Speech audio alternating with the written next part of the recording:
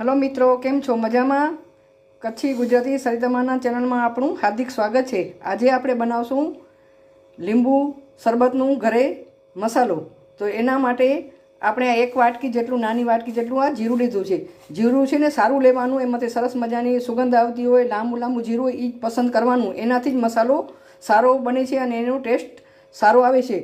તો એના માટે આપણે આ અડધું આપણે આમ જીરું કાચું રહેવા દેશું ને અડધું આપણે શેકી લઈએ. તો પેનને આપણે ગેસ ઉપર ગરમ કરવા દઈએ. હવે આપણું આ પેન ગરમ થઈ ગયું છે, તો અડધું જીરું આપણે આમાં નાખી દઈએ.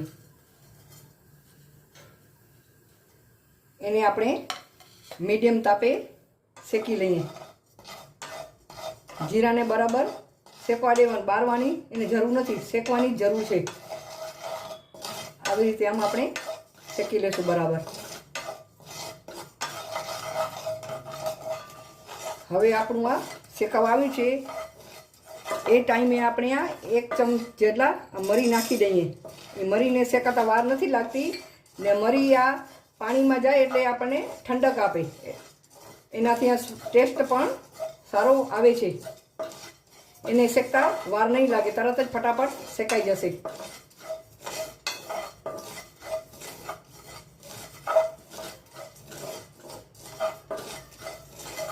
હવે આપણો આ મસાલો શેકાઈ ગયો છે. આપણે ગેસની ફ્લેમ બંધ કરી દઈએ ને એ ટાઈમે આપણે આ ફુદીનો મેં ધોઈને રાખ્યો તો હું રાખી દઉં છું. એના ડાંઠલા કાઢી લઉં છું અને એના પાંદડા સુકાવીને રાખું છું. આમ ઘરમાં જ સુકાવું છું ને એ આ પાંદડા 6 મહિના સુધી હાલે છે. એને પાવડર બનાવીને પણ રાખું છું. તો આમાં આપણે આ ફુદીનાના પાંદડા એડ કરી દઈશું. આનાથી ફ્લેવર મસ્ત આવે છે. આમ એને થોડોક જ આમ ગરમ છે એટલે શેકાઈ જશે ફુદીનાનો પાવડર બરાબર. હવે એ ટાઈમે આપણે આ કાચું જીરું પણ આમાં એડ કરી દઈએ હવે બરાબર. ને એને આપણે ઠંડુ થવા દઈએ આપણે.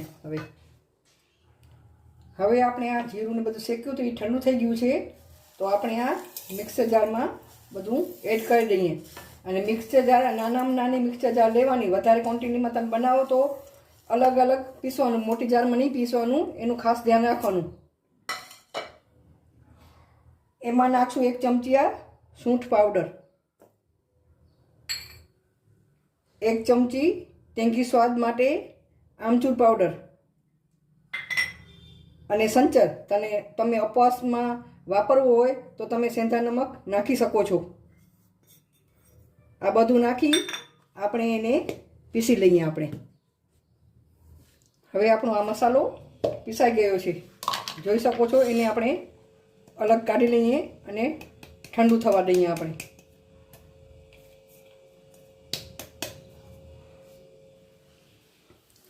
હવે આપણો મસાલો ઠંડો થઈ ગયો છે. આપણે એને બોટલમાં ભરી દઈએ આપણે.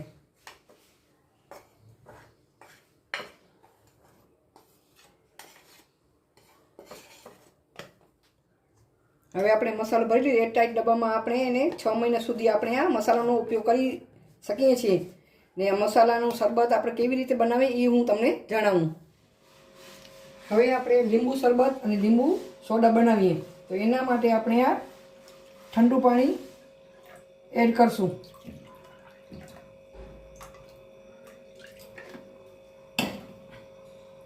એમાં નાખશું આપણે આ બરફના ટુકડા.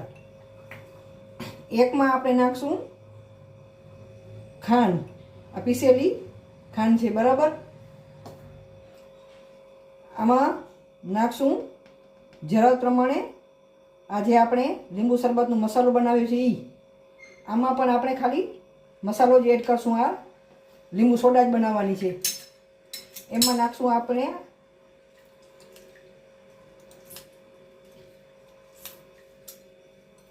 હવે આવી રીતે આ બીજું લીંબુનું ફાડું આમ નાખી દેવાનું. એની છાલનો પણ સ્વાદ આવવો જરૂરી છે.